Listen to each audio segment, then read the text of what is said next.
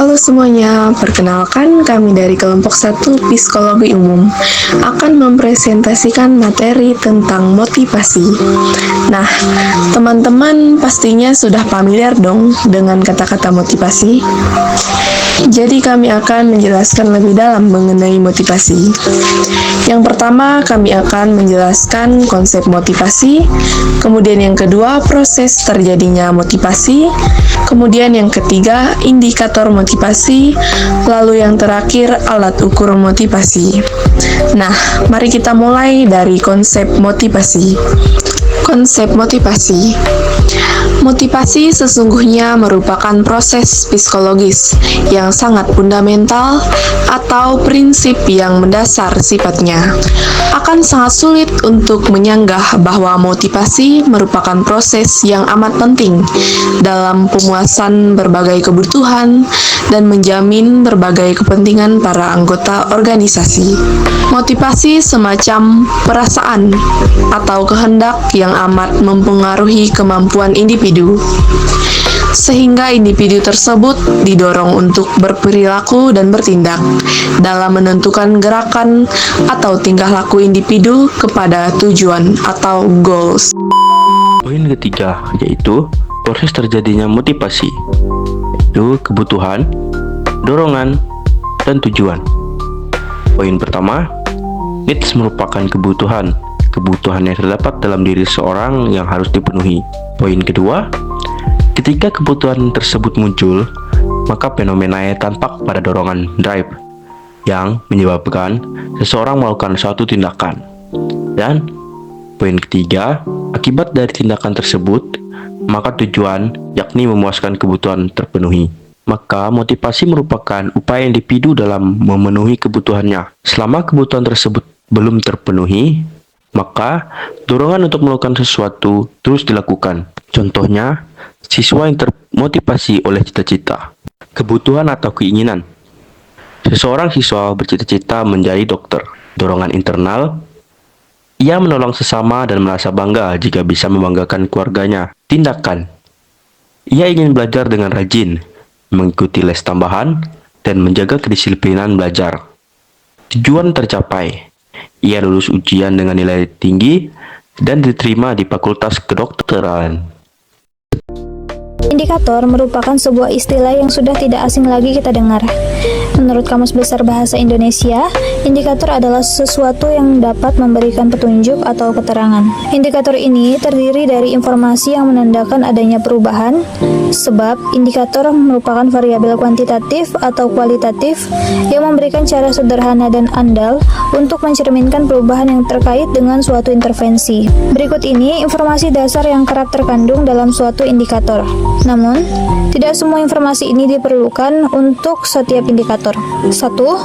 Hal yang harus diukur, hal-hal yang akan berubah.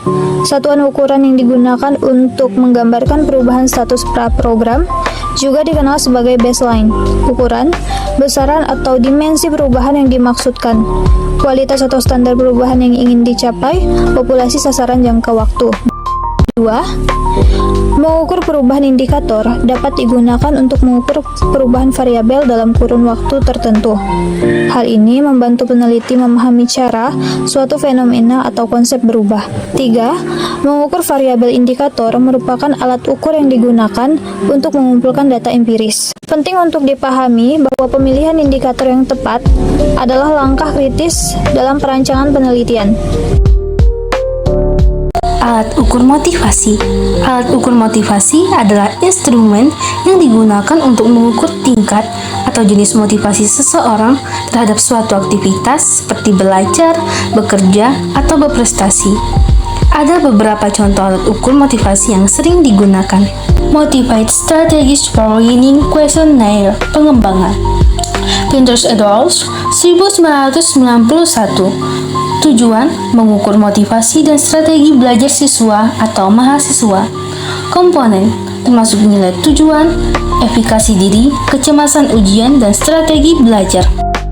Questionnaire for Intrinsic Motivation. Tujuan, mengukur motivasi intrinsik terhadap tugas tertentu.